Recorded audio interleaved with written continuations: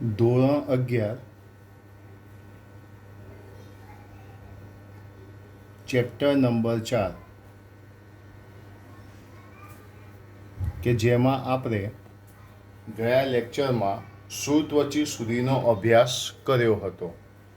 એટલે કે આપણે સૌપ્રથમ પ્રજીવ, સછિદ્ર, કોષ્ઠાંત્રી, પૃથુકૃમિ, સૂત્રકૃમિ, નુપૂરક, સંધિપાદ, મૃદુકાય અને સુત્વચી સમુદાય ત્યાં સુધીનો આપણે અભ્યાસ કર્યો હતો.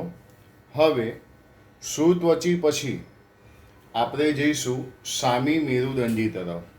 એટલે હું અહીં લખીશ સામી મેરુદંડી.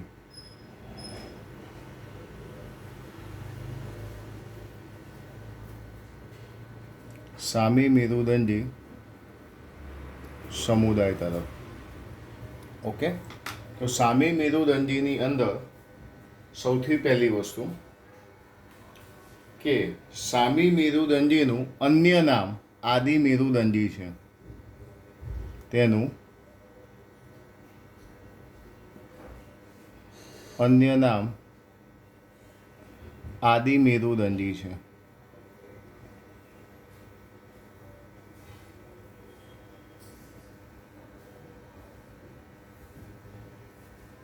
એના પછી તેઓ સંપૂર્ણ દરિયાઈવાસી વસવાટ કરે છે.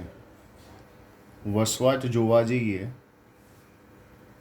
તો સંપૂર્ણ દરિયાવાસી.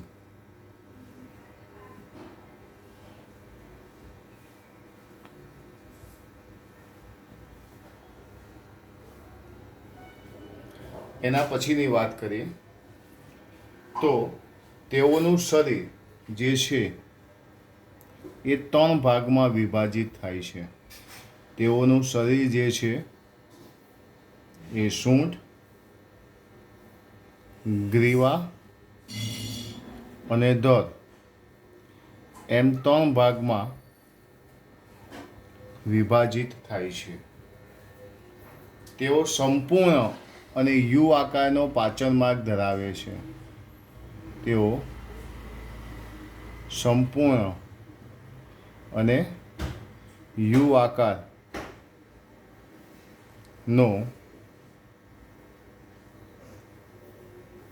પાચન માર્ગ ધરાવે છે.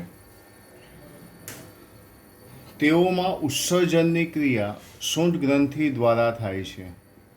તેઓમાં ઉત્સર્જનની ક્રિયા જે છે એ સૂંઢ ગ્રંથિ દ્વારા થાય છે. એના પછી શ્વસન ઝાલરની મદદથી થાય છે. શ્વસન જે છે એ ઝાલરની મદદથી થાય છે. તેમાં ટોનેરિયા નામના ડિંબ જોવા મળે છે. તેમાં શું જોવા મળશે? ડિંબ જોવા મળશે. કયા? ટોનેરિયા નામના ડિંબ જોવા મળે છે. સામી મેરુદંડીના જો આપણે ઉદાહરણની વાત કરીશું તો સામી મેરુદંડીનું ઉદાહરણ શું આવશે? બાલાનોગ્લોસસ,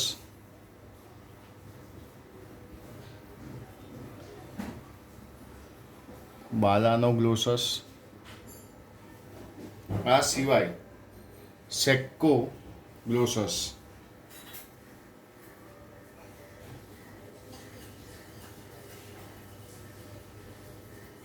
જે સામી મેરુદંડીના ઉદાહરણ થશે. તો એકવાર ફરીથી સામી મેરુદંડી વિશે જોઈ લો કે સામી મેરુદંડી જેનું અન્ય નામ શું છે? આદિ મેરુદંડી. વસવાટ શું છે? બધું એકવાર તમે જોઈ લો.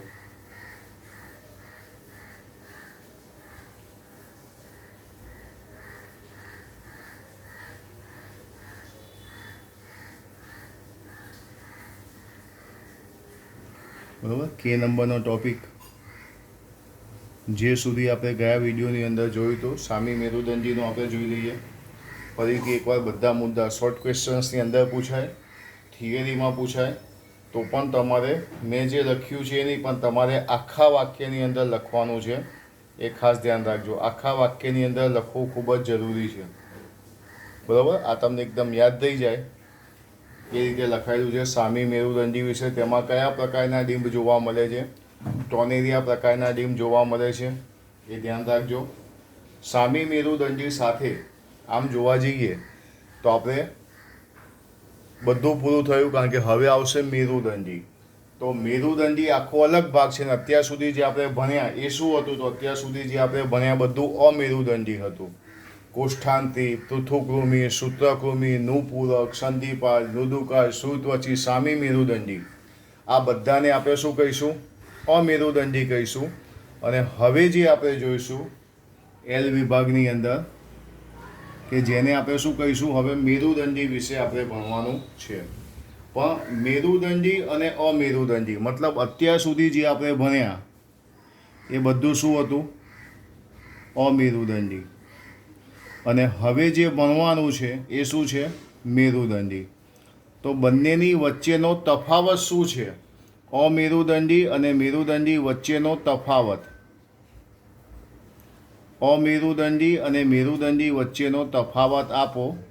2 થી 3 માર્ક્સમાં પૂછાઈ શકે તેવો ઇમ્પોર્ટન્ટ ક્વેશ્ચન્સ, કે તફાવત આપો મેરુદંડી અને અમેરુદંડી. તો અત્યાર સુધી આપણે જે કંઈ પણ ભણ્યા હતા એ શું હતું? અમેરુદંડી. તો આપણે 2 ભાગ પાડી દઈશું, અમેરુદંડી અને મેરુદંડીના. એટલે હું અહીંયા લખીશ અમેરુદંડી અને અહીંયા લખીશું આપણે મેરુદંડી. ઓકે? તો ચલો, પહેલા નંબરનો તફાવત શું? તો અમેરુદંડી જે છે એમાં મેરુદંડ હોતો નથી. મતલબ હું અહીંયા એવું લખી શકું, મેરુદંડ જે છે એ અહીંયા શું છે? ગેરહાજર. તો અહીંયા તો આપણને નકલ કરતા આવડે જ છે કે મેરુદંડ કેવો છે? હાજર છે. બીજું, કંઠનાલીય જાલરફાટ. કંઠનાલીય જાલરફાટ જે અહીંયા શું છે? ગેરહાજર. તો કંઠનાલીય જાલરફાટ અહીંયા જોવા મળશે. એટલે આ આપણે લખી શકીએ. અહીંયા રુધિરાભિસરણ તંત્ર જે છે એ ખુલ્લું પણ હોય, બંધ પણ હોય અને કદાચ ના પણ હોય. રુધિરાભિસરણ તંત્ર, રુધિરાભિસરણ તંત્ર ખુલ્લું પણ હોય, બંધ પણ પ્રકારનું હોય અથવા તો ગેરહાજર પણ હોય. જ્યારે અહીંયા રુધિરાભિસરણ તંત્ર જે છે એ હંમેશા બંધ પ્રકારનું જ હોય છે. રુધિરાભિસરણ તંત્ર કેવા પ્રકારનું હોય? બંધ પ્રકારનું જ હોય છે. અમેરુદંડીમાં રુધિરાભિસરણ તંત્ર ખુલ્લું, બંધ અથવા તો ગેરહાજર હોય છે. અહીંયા રુધિરાભિસરણ તંત્ર બંધ પ્રકારનું હોય છે. અહીં હૃદયની વાત કરીએ તો હૃદય પૃષ્ઠ બાજુ આવેલું હોય છે. અને અહીંયા મેરુદંડીમાં હૃદય જે છે એ વક્ષ બાજુએ આવેલું હોય છે. 5મો મુદ્દો, અહીંયા પાચન માર્ગ જે છે એ પણ પૃષ્ઠ બાજુએ હોય છે. પાચન માર્ગ પૃષ્ઠ બાજુ હોય છે. અહીંયા પાચન માર્ગ જે છે એ વક્ષ બાજુએ આવેલો હોય છે. એટલે એ ધ્યાનમાં રાખીશું. ચેતાતંત્રની વાત કરીએ તો ચેતાતંત્ર જે છે એ નક્કર અને વક્ષ બાજુએ હોય છે. નક્કર અને વક્ષ બાજુએ હોય છે. જ્યારે અહીંયા ચેતાતંત્ર જે છે એ પોલું અને પૃષ્ઠ બાજુ આવેલું હોય છે. પોલું અને પૃષ્ઠ બાજુએ આવેલું હોય છે. એનામાં લિંગી પ્રજનન અને અલિંગી પ્રજનન જો વાત કરીએ તો તેઓ અલિંગી પ્રજનનમાં પ્રભાવી હોય છે. તેઓ અલિંગી પ્રજનનની બાબતે કેવા હોય છે? પ્રભાવી હોય છે. અહીંયા 7મો મુદ્દો લખું તો તેઓ લિંગી પ્રજનનની બાબતે પ્રભાવી હોય છે.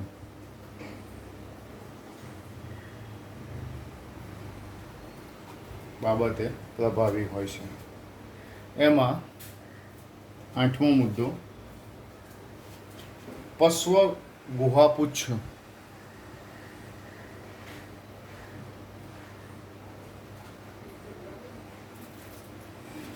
ગેરહાજર હોય છે. અને અહીંયા પશ્વ ગુહાપુચ્છ જે છે એ શું હોય છે? હાજર હોય છે. તો આ જે તફાવત થયો એ અમેરુદંડી અને મેરુદંડી વિશેનો છે. જે તફાવત બધાએ ધ્યાનમાં રાખવાનો, અમેરુદંડી અને મેરુદંડી વચ્ચેનો તફાવત. જોઈ લો બધા 8 મુદ્દા.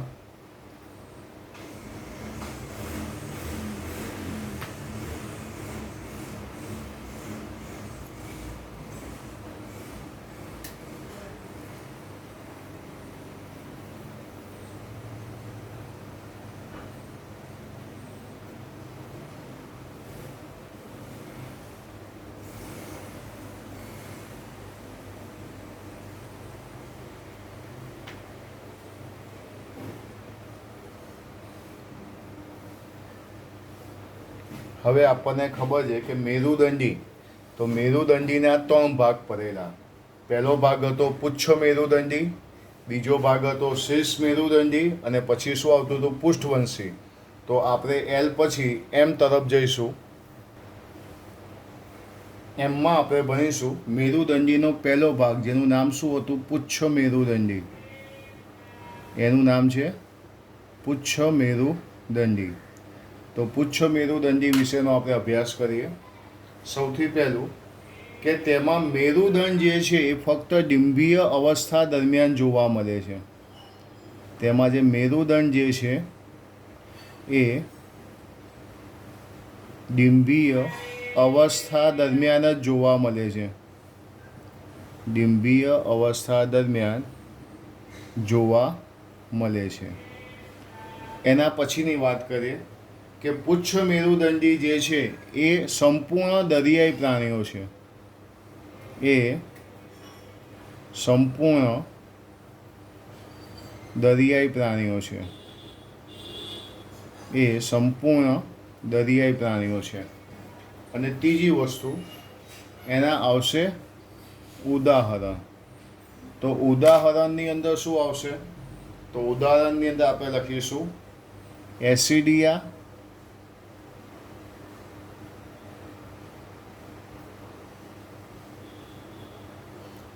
સાલ્પા અને ડોલિયોલમ.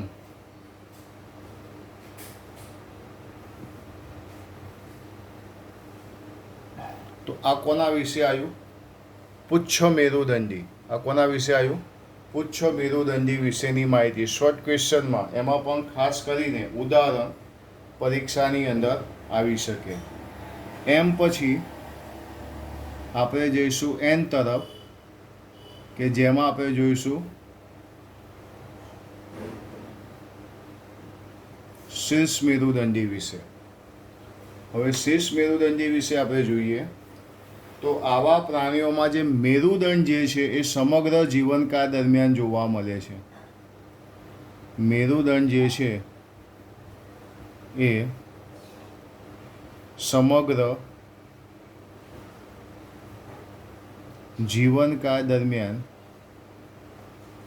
જોવા મળે છે. તેમાં મેરુદંડ જે છે એ સમગ્ર જીવનકાળ દરમિયાન જોવા મળે છે.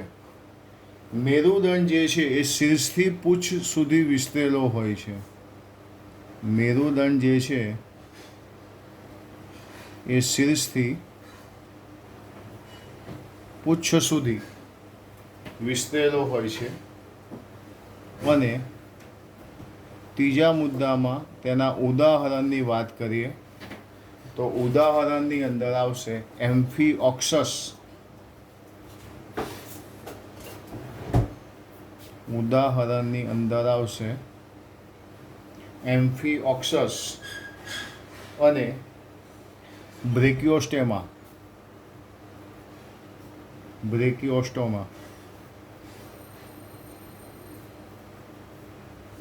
એના ઉદાહરણની અંદર આવશે. તો આ થયું આપણું શીર્ષ મેરુદંડી વિશેની માહિતી. પુચ્છ મેરુદંડી, પછી શું જોયું આપણે? શીર્ષ મેરુદંડી.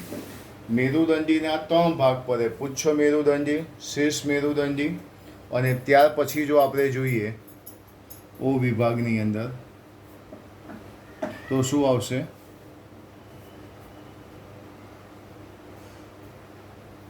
પૃષ્ઠવંશી. એના પછી શું આવશે? પૃષ્ઠવંશી. હવે આ જે પૃષ્ઠવંશી જે છે એની અંદર તમને સ્ટાર્ટિંગમાં એક ચાર્ટ દોરાયેલો અને એમાં પૃષ્ઠવંશીની આપણે ચર્ચા કરેલી છે. છતાં ફરીથી એકવાર, કારણ કે આપણો સમાવેશ, હવે આપણો વિસ્તાર હવે પૃષ્ઠવંશીમાં આપણે આવીએ છીએ, તો આપણે જે હવે જોઈશું એ પૃષ્ઠવંશી વિશે. ધ્યાન આપજો બધા. પૃષ્ઠવંશીમાં સૌથી પહેલી વસ્તુ, આવા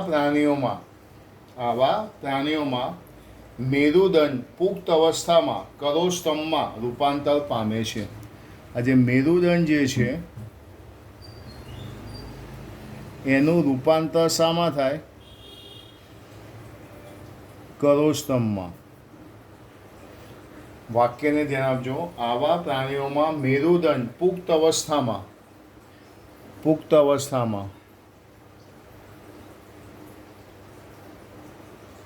શામાં રૂપાંતર પામે છે? કરોસ્તંભમાં રૂપાંતર પામે છે. બીજો મુદ્દો, તેઓનું શરીર જે છે એ શીર્ષ, ગરદન, ધર અને પૂંછમાં વિભાજિત થાય છે. શીર્ષ, ગરદન, ધર અને પૂંછડીમાં વિભાજિત થાય છે. એના પછી એની જે ત્વચા છે એ ત્વચા ઉપર રક્ષણાત્મક આવરણ આવેલું હોય છે.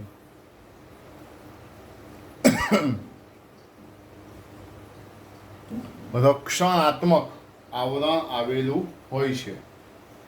રક્ષણાત્મક આવરણ એટલે બાહ્ય કંકાલ, કે આ રક્ષણાત્મક આવરણમાં નખ, વાળ, શિંગડા,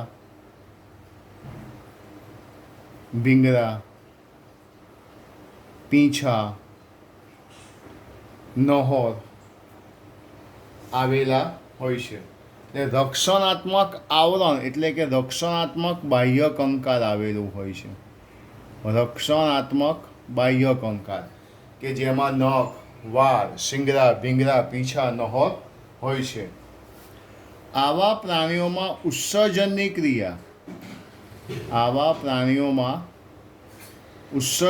ક્રિયા મૂત્રપિંડ દ્વારા થાય છે. કિડની દ્વારા ઉત્સર્જનની ક્રિયા મૂત્રપિંડ દ્વારા થાય છે. અને છેલ્લી વસ્તુ, પૃષ્ઠવંશી જે છે એ બધા એકલિંગી પ્રાણી છે. પૃષ્ઠવંશી જે છે એ બધા કેવા છે? એકલિંગી પ્રાણીઓ છે.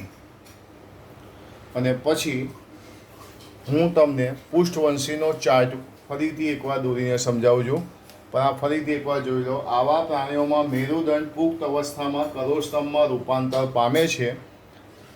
શરીર શીર્ષ, ગરદન, ધર અને પૂંછડીમાં વિભાજિત થાય છે. ત્વચા બાહ્ય કંકાલ ધરાવે છે કે જેની અંદર નખ, વાળ, શિંગડા, ભીંગડા, પીંછા, નહોર આવેલા હોય છે. આવા પ્રાણીઓમાં ઉત્સર્જન મૂત્રપિંડ દ્વારા થાય છે. તેઓ એકલિંગી પ્રાણી છે. તેઓ કેવા છે? એકલિંગી પ્રાણી છે. હવે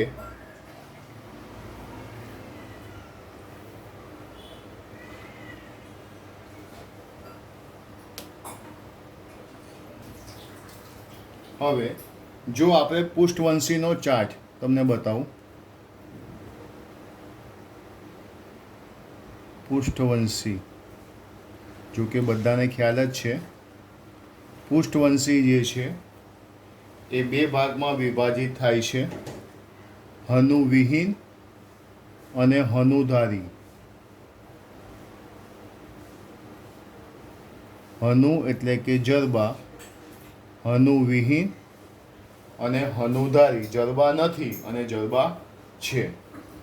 હનુવિહીનમાં જે છે એમાં શું આવશે? ચુષ્મુખા વર્ગ.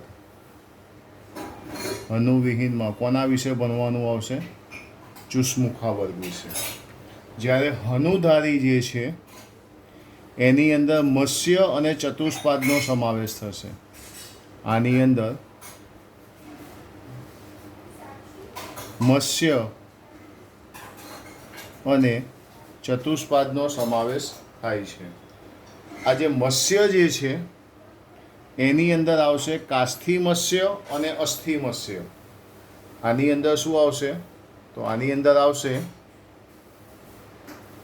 ભણવાનું કાસ્થિ મત્સ્ય વિશે અને અસ્થિ મત્સ્ય વિશે. તો આ થઈ ગયું મત્સ્ય. પણ જો આપણે ચતુષ્પાદની વાત કરીશું તો ચતુષ્પાદમાં આવશે ઉભયજીવી, સરીસૃપ, વિહંગ અને ચોથું સસ્તન. છેલ્લો આપણે અહીંયા સસ્તનવાળા. તો હવે આપણે પૃષ્ઠવંશી જોયું તો પૃષ્ઠવંશીમાં હનુવિહીન, હનુધારી. હનુવિહીનમાં શું આવશે? ચુષ્મુખા. હનુવિહીનમાં શું આવશે? ચુષ્મુખા. હનુધારીમાં આવશે મત્સ્ય અને ચતુષ્પાદ. મત્સ્યની અંદર કાસ્થિ મત્સ્ય, અસ્થિ મત્સ્ય. ચતુષ્પાદમાં ઉભયજીવી, સરીસૃપ, વિહંગ અને સસ્તન, જેનો આપણે અભ્યાસ કરવાનો છે. તો હવે આપણે સ્ટેપ બાય સ્ટેપ જે ભણવાનું બાકી રહ્યું એ કયું છે? ચુષ્મુખા, કાસ્થિ અસ્થિ મત્સ્ય, ઉભયજીવી, સરીસૃપ, વિહંગ અને સસ્તન. તો આજે આપણે આની અંદર કોના વિશેની માહિતી જોઈ? સૌથી પહેલાં આપણે ભણ્યા સામી મેરુદંડી વિશે. સામી મેરુદંડીનો અભ્યાસ કર્યા પછી આપણે જોયો તફાવત અમેરુદંડી અને મેરુદંડી વિશે. એના પછી આપણે પુચ્છ મેરુદંડી અને શીર્ષ મેરુદંડી વિશે ભણ્યા અને એના પછી આપણે છેલ્લે પૃષ્ઠવંશીનો અભ્યાસ કર્યો. તો ફરીથી એકવાર આ ચારે ચાર ટોપિકો જે છે આજના એ તમારે જોવાના છે. એટલે એકવાર ફરીથી આપણે રિવાઇઝ કરીએ કયા કયા મુદ્દા છે જેને આપણે ફરીથી એકવાર જોઈશું. તો કે વિભાગનો મુદ્દો છે સામી મેરુદંડી. બધા ફરીથી એકવાર મુદ્દાને વાંચી જાઓ.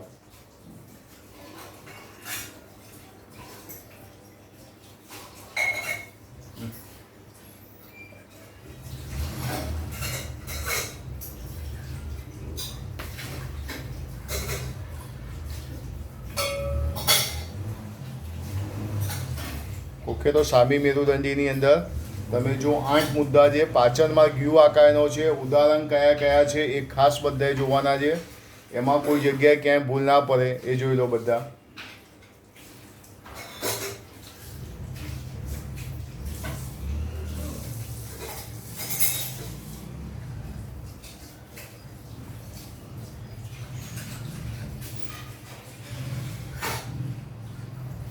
એના પછી સેકન્ડ નંબરની અંદર આપણે જોયું અમેરુદંડી અને મેરુદંડી વચ્ચેનો તફાવત, કે જેની અંદર પણ 8 મુદ્દા છે. 2 માર્ક્સમાં પૂછી શકાય, 3 માર્ક્સમાં પૂછી શકાય તેવો આઈએમપી સવાલ છે.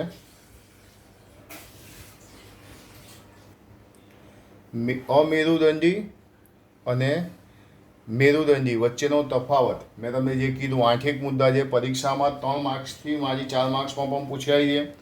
થિયરી માટે ખૂબ જ મહત્ત્વનો પ્રશ્ન છે એટલે બધાએ તૈયારી કરવાનો છે. અમેરુદંડી અને મેરુદંડી વચ્ચેનો તફાવત બધા એકવાર જોઈ લો. હૃદય કઈ બાજુ છે, કઈ બાજુ કઈ વસ્તુ છે એ ખાસ જોજો. MCQ બેઝ પણ આવી શકે.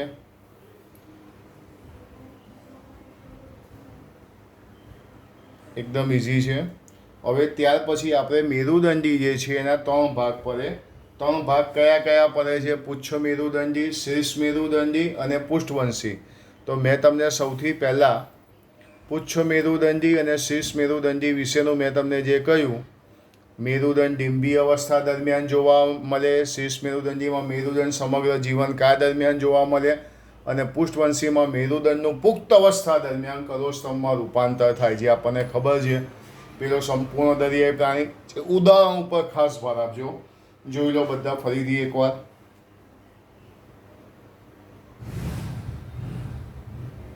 એના પછી પૃષ્ઠવંશીની અંદર આપણે જોઈએ તો કરોડસ્તંભ, શરીર, શીર્ષ, ગરદન, ધડ, પૂંછડીમાં વિભાજિત, ત્વચા પર રક્ષણાત્મક બાહ્ય કંકાલ, ઉત્સર્જન મૂત્રપિંડ દ્વારા, એકલિંગી પ્રાણી. અને પછી આપણે શું જોયું? પૃષ્ઠવંશીનો ચાર્ટ. બધા યાદ કરો. પૃષ્ઠવંશી બે ભાગ, હનુવિહીન, હનુધારી. હનુવિહીનમાં શું આવે, હનુધારીમાં શું આવે? હનુવિહીનમાં ચુષ્મુખા, હનુધારીમાં મત્સ્ય અને ચતુષ્પાદ. મત્સ્યમાં કાસ્થિ અસ્થિ મત્સ્ય, જ્યારે ચતુષ્પાદમાં ઉભયજીવી સરીસૃપ, વિહગ અને સસ્તન. એકવાર એ જોઈ લો બધા.